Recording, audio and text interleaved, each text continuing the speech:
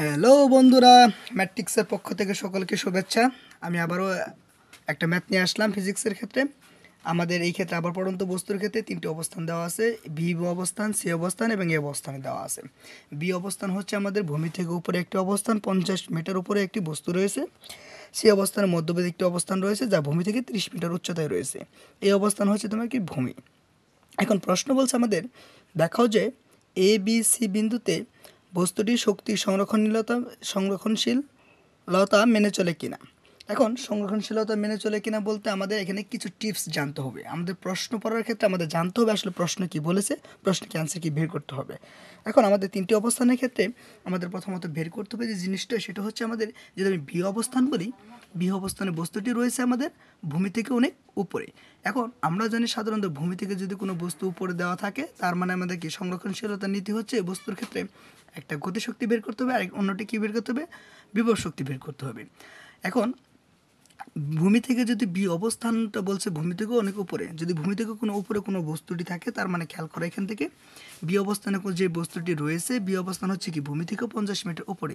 অর্থাৎ ভূমি থেকে কোনো বস্তু যদি উপরে অবস্থান করে তাহলে এই বস্তুর ক্ষেত্রে আমাদের শুধুমাত্র কী বস্তু দেখো, যেহেতু বি অবস্থানের ক্ষেত্রে বস্তুটি কী রয়েছে, স্থির হয়েছে, তার মানে বি অবস্থানের ক্ষেত্রে বস্তুটি হচ্ছে কি বিভব শক্তি।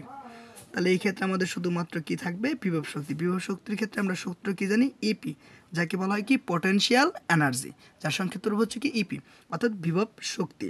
তাহলে আমরা এই ক্ষেত্রে বিভব শক্তি ইপি সমান সমান সূত্র হচ্ছে এমজি এইচ। এমটা হচ্ছে বস্তুর বল, জি অভিকর্ষ ত্বরণ, এইচ হচ্ছে কি উচ্চতা। তাহলে এই ক্ষেত্রে আমাদের যে মানটাকে বের করতে হবে, এইখানে আমাদের বি বস্তুর ক্ষেত্রে যদি আমি বলি, বি বিন্দুর ক্ষেত্রে যদি বলি, বি বিন্দুর ক্ষেত্রে, তাহলে খেয়াল করো এখানে বি বিন্দুর ক্ষেত্রে কার কার মান দেওয়া আছে। বি বিন্দুর ক্ষেত্রে একটি উচ্চতা দেওয়া আছে, বি বিন্দুটি ভূমি থেকে কত মিটার উচ্চতা আছে, 50 মিটার। তাহলে এই ক্ষেত্রে লিখতে পারি উচ্চতা এইচ সমান সমান 50 মিটার। বস্তুর কি দেওয়া আছে, ভর দেওয়া আছে, ভর এম সমান সমান কত দেওয়া আছে, 40 কেজি দেওয়া রয়েছে। এরপর একটু খেয়াল করো আমাদের বি বস্তুটির অবস্থানের ক্ষেত্রে, যদি বি বস্তুটি উপরে রয়েছে তাহলে এই ক্ষেত্রে কি আদিবেগ আদিবেগ আদিবেগ হচ্ছে ইউ সমান সমান 0 মিটার সেকেন্ড ইনভার্স হচ্ছে কত 1। তাহলে এই ক্ষেত্রে লক্ষ্য করো, লক্ষণীয় বিষয়টি হচ্ছে কি আমরা জানি বি অবস্থান বা এই অবস্থানে যে অবস্থানে থাকুক না কেন বস্তুটি, বস্তুর ক্ষেত্রে আমাদের কী নির্ণয় করতে হবে, সংরক্ষণশীলতা বললে দুটি মান বের করতে হবে, একটা হচ্ছে গতিশক্তি আর অন্যটি হচ্ছে কি বিভব শক্তি। যেহেতু বি অবস্থানে বস্তুটি আমাদের কোথায় রয়েছে, ভূমি থেকে অনেক উপরে রয়েছে, তার মানে বস্তুটি কী রয়েছে, স্থির রয়েছে। এইখানে আমাদের কোনো কী নেই, গতিশক্তি নেই। তাহলে এই ক্ষেত্রে আমরা ডিরেক্টলি লিখতে পারি কি, এই ক্ষেত্রে গতিশক্তি ইকে বা কাইনেটিক এনার্জি ইকে সমান সমান শূন্য, শুধুমাত্র কী রয়েছে, বিভব শক্তি রয়েছে। তাহলে বিভব শক্তি ইপি সমান সমান এমজিএইচ। এম এর মানটা যদি আমি বসাই, এম এর মান হচ্ছে কত 40 কেজি, জি এর মান হচ্ছে কত 9.8 এবং আমাদের উচ্চতা হচ্ছে কত 50 মিটার দেওয়া আছে। এখন আমি যদি এগুলোকে গুণ করি তাহলে গুণ করলে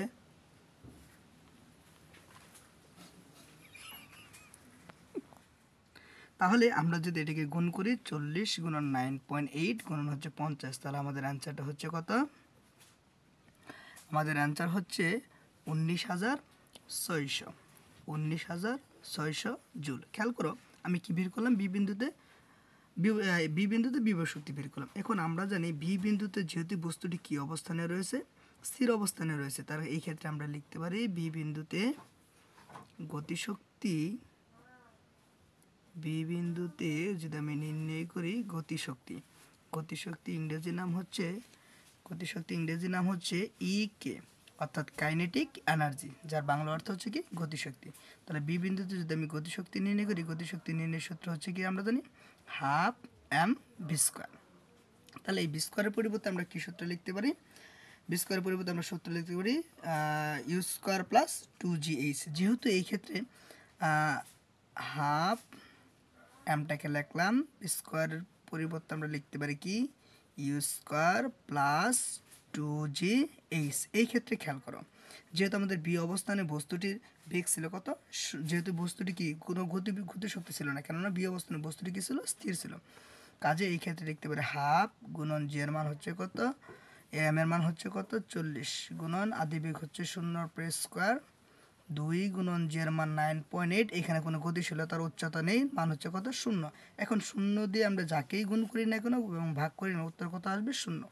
তাহলে খেয়াল করো আমরা বি বিন্দুতে কার মানটাকে পেলাম, বি বিন্দুতে গতিশক্তি পেলাম কত, 0 জুল।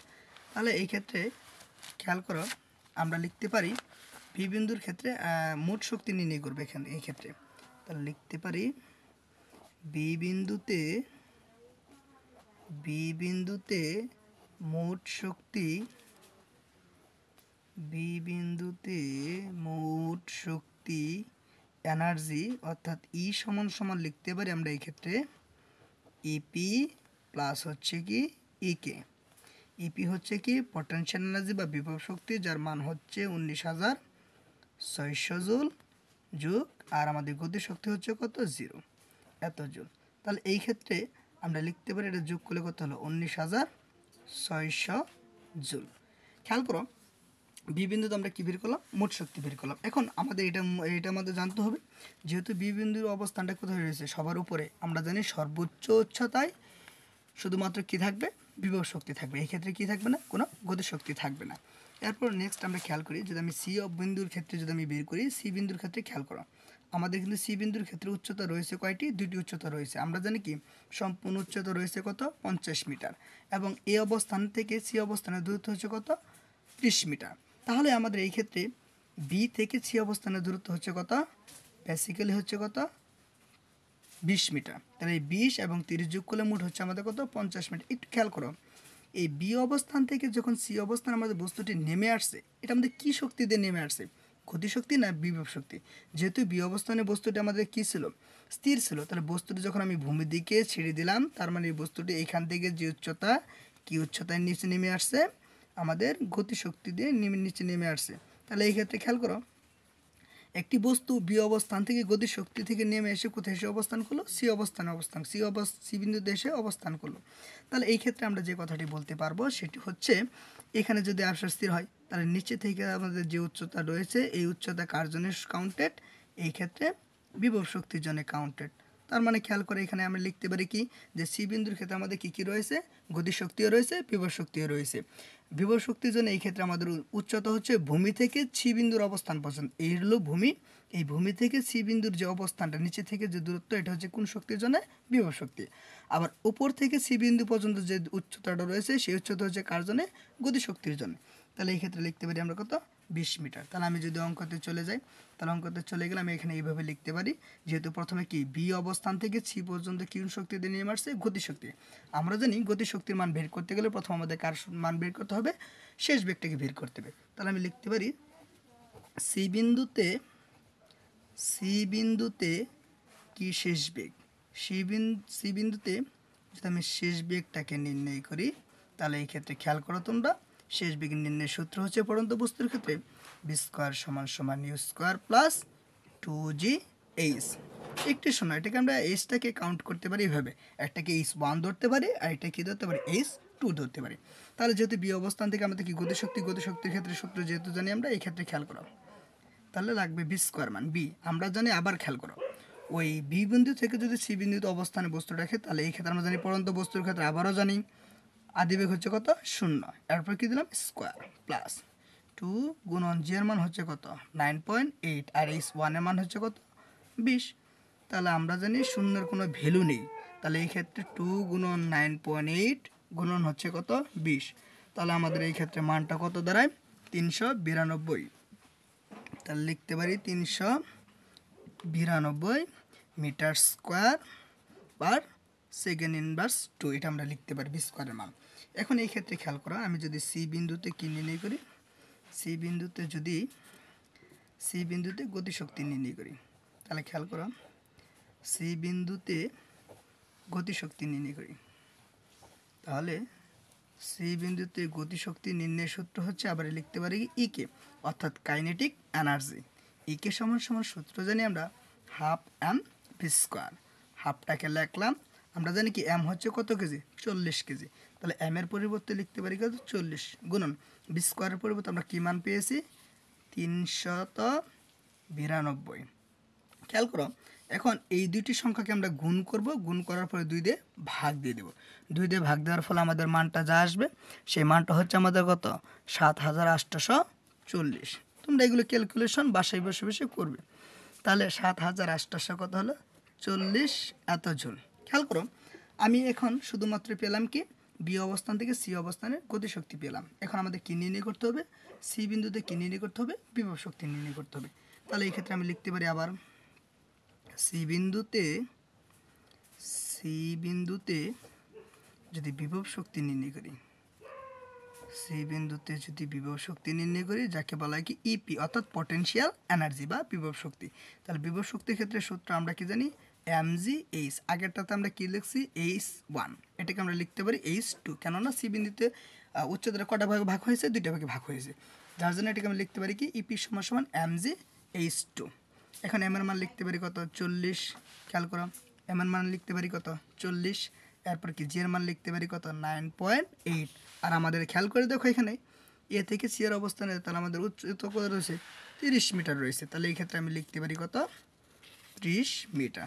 তাহলে আমি যদি এখান থেকে গুণ করি তাহলে 40 9.8 এবং হচ্ছে কত 30, এটাকে যদি আমি গুণ করি তাহলে গুণ করলে হচ্ছে কত 11,760, 11,760 এত জুল। তাহলে খেয়াল করো আমি সি বিন্দুতে কী কী নির্ণয় করলাম। সি বিন্দু যেহেতু মধ্যবর্তী একটা অবস্থান, এই ক্ষেত্রে আমাদের গতিশক্তিও রয়েছে, বিভব শক্তিও রয়েছে। তাহলে আমি এখন কি শক্তি নির্ণয় করবো, মোট শক্তিটাকে নির্ণয় করবো। তাহলে এই ক্ষেত্রে লিখতে পারি সুতরাং সি বিন্দুতে যদি মোট শক্তিকে লিখে বের করি আমরা, তাহলে হচ্ছে মোট শক্তি ই সমান সমান ইপি প্লাস ইকে। তাহলে খেয়াল করো এই ক্ষেত্রে আমরা লিখতে পারি ইপির মান হচ্ছে কত 11,760 যুগ ইকের মান হচ্ছে আমাদের কত 7,840। এখন আমি যদি এগুলোকে ক্যালকুলেশন করি তাহলে বিষয়টা হচ্ছে 19,600 এত জুল। একটু খেয়াল করো আমাদের সি বিন্দুতে মোট শক্তি হচ্ছে কত 19,600। এরপর আমরা খেয়াল যদি বলি আবার যদি আরেকটা আগের যদি আমরা দেখি, আগেরটাতে হচ্ছে আমাদের কত, আগেরটাতে হচ্ছে বি বিন্দুতে মোট শক্তি কত 19,600। এখন আমাদের বাকি থাকলো শুধু কি এই অবস্থান। একটু খেয়াল করো তোমরা আমাদের এই অবস্থানটা কোথায় রয়েছে, এই অবস্থানটা হচ্ছে ভূমিতে। তাহলে আমি যদি একটা বস্তুকে বি থেকে যদি এতে ছেড়ে দিই, তাহলে এই বস্তুর ক্ষেত্রে বি থেকে যদি এতে ছেড়ে দিই তাহলে এই বস্তুর ক্ষেত্রে আমাদের কী কী থাকবে, শুধু বস্তুটি ভূমিতে পড়ার আগ মুহূর্ত পর্যন্ত বস্তুর কোন বেগে থাকবে, বস্তুটা কীতে থাকবে, কোন শক্তিতে থাকবে, আমাদের গতিশক্তি থাকবে নাকি বিভব শক্তি থাকবে। এখন ভূমির উপর থেকে একটা বস্তুকে ছেড়ে দিলে সেটা পড়ন্ত বস্তু, ভূমিতে পড়ার আগ মুহূর্ত পর্যন্ত এখানে কি থাকবে, শুধুমাত্র গতিশক্তি থাকবে। তাহলে এখানে কোনো কি থাকবে না, বিভব শক্তি থাকবে না। তাহলে এই ক্ষেত্রে আমি লিখতে পারি যে এ বিন্দুর কি নির্ণয় করবো, আগে শেষ বেগ নির্ণয় করব। তাহলে এ বিন্দুর শেষ বেগ বি স্কোয়ার সমান সমান সূত্র লিখতে পারি ইউ স্কোয়ার প্লাস 2gh। তাহলে বি স্কোয়ার সমান সমান আমরা জানি আদি বেগ 0 গুণন 2 গুণন জি এর মান 9.8 আর এইচ এর মান হচ্ছে কত মিটার উচ্চতা থেকে পড়তেছে, 50 মিটার উচ্চতা থেকে পড়তেছে। তাহলে এটার মান কত হবে, আমরা যদি গুণ করি 2 গুণন 9.8 গুণন হচ্ছে কত 50, তাহলে আমাদের হচ্ছে কত তোমার যে 980। তাহলে লিখতে পারি 980 মিটার স্কোয়ার সেকেন্ড ইনভার্স 2। এটা হলো এই বিন্দুতে শেষ বেগ। তাহলে আমি যদি নির্ণয় করি যে এ বিন্দুতে গতিশক্তি যদি আমি নির্ণয় করি, তাহলে এই ক্ষেত্রে হচ্ছে এ বিন্দুতে গতিশক্তি একে সমান সমান সূত্র লিখতে পারি হাফ এম বি স্কোয়ার। লিখলাম আমি হাফ, আবারও আপতন দৃষ্টিকোণ থেকে এম এর মান দেওয়া আছে কত 40। তাহলে এই ক্ষেত্রে লিখতে পারি 40 বি স্কোয়ারের পরিবর্তে লিখতে পারি 980। এখন এটাতে যদি ভাগ করি এবং ক্যালকুলেশন করি তাহলে আমাদের কত হবে 19,600 এত জুল হলো। তাহলে খেয়াল করো আমি আবারও বলতেছি এই বিন্দুতে শুধু কি থাকবে, ভূমির আগ পর্যন্ত গতিশক্তি, এখানে কোনো বিভব শক্তি থাকবে না। তাহলে লিখতে পারি এ